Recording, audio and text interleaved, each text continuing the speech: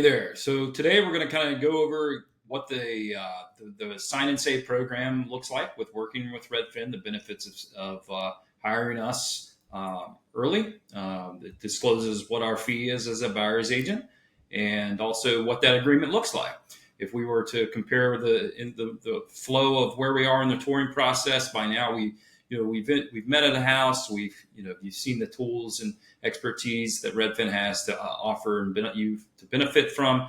And we've also gone over just my systems and process and how I help clients.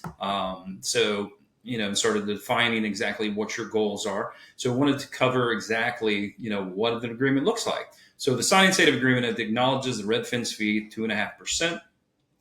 That is, that we'll attempt to collect from the seller at closing or when we make an offer. And basically, it states 2.5%. The sign and save program, that basically it's reducing it to 2.25%.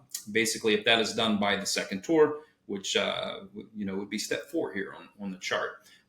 So once that is signed, the fee is then 2.25%. Okay, so this period is the agreement goes for 180 days. That is the standard time frame. And of course, obviously, if something life happens, so people need to cancel things change. So that's definitely understandable. This is basically the objective of this is just to put up transparency, get an agreement together, and to be able to have a clear path. The benefits of having a clear relationship and going into this agreement is, from your standpoint, it's just gauging the bandwidth. We have a lot of planning to do, and a lot of systems and people helping to set up the tours and go on tour and viewing a lot of properties. So having this agreement in place is kind of set a standard, a professional agreement and obligations and expectations. So looking at the exclusive, the actual agreement itself. Obviously, amazing homeowner and amazing home buyer. But this goes through and just states what the buyer's representation is, who's representing who. Redfin is the brokerage representing you all as the homeowner, the buyer. So it defines the purpose. We're looking for a residential property. And then really, the terms of the agreement. Again, it's starting from the time we sign it. 180 days is the time frame.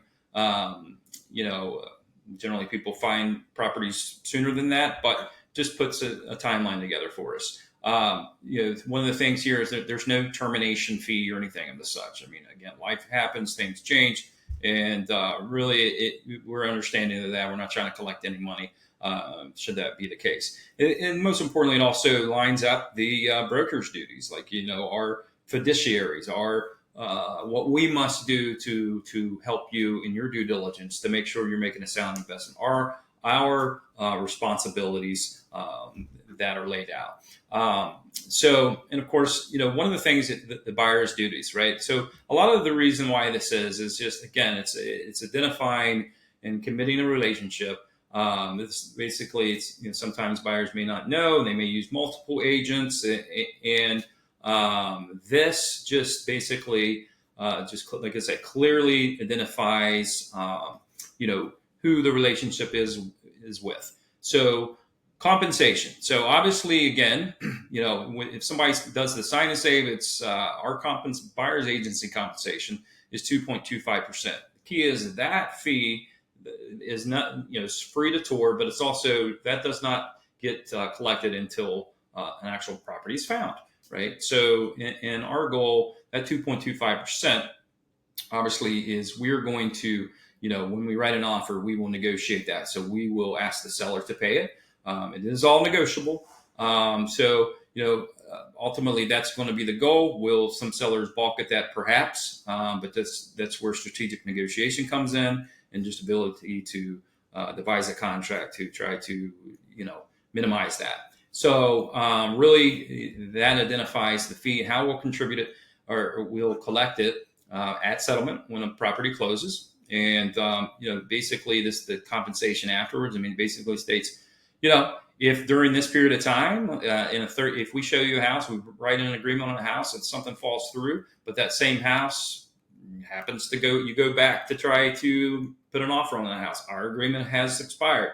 Well, we're saying the 30 days after this agreement expires, if on that particular property, we would have the right to collect that compensation because we didn't help you in that transaction. That's never happened to me, but it's in a contract here for a reason, obviously.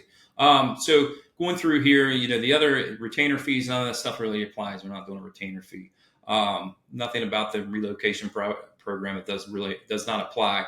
And then, the other parts in Part 10, it just just defines what representation is. You need to know who is representing who in this transaction. The listing agent represents the seller. They are trying to get the best deal and bargain for their client. Whereas the buyer's representation, I'm representing to you in your best interest in your due diligence, not only to make sure you're making a sound decision on your property, and then just going through that there are different types of representation, meaning, there's dual representation. There's which is where a buyer may represent both the buyer and seller, kind of neutral.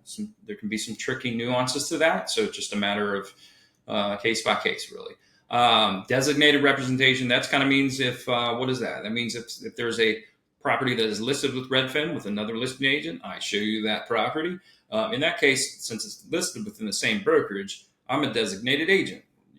I'm still representing your needs, your interest, and then the listing agent who also works for Redfin is representing the seller, but it's all within the same brokerage. Hence the designated agency. So then just really the rest of the agreement is a lot of disclosure stuff, fair housing, can't discriminate on properties and things of that nature. And then of course it just goes into, the various, like what is in terms of default. Ultimately, it's if things change and this relationship needs terminated and canceled, we'll do that. I mean, it's life changes. So yeah, and then of course the rest of the part goes into attorney fees.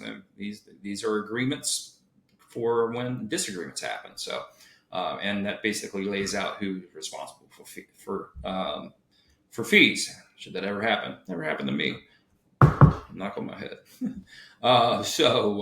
Yeah, and then the rest just kind of goes through definitions of what some of the terms are in this agreement, and then of course disclaimers of things that you want to check out in terms of encourage you to look, hire professional attorneys and tax advisors and so forth. So that's really the main pieces of this agreement. So just wanted to have this as a good reference to before you dig into the document.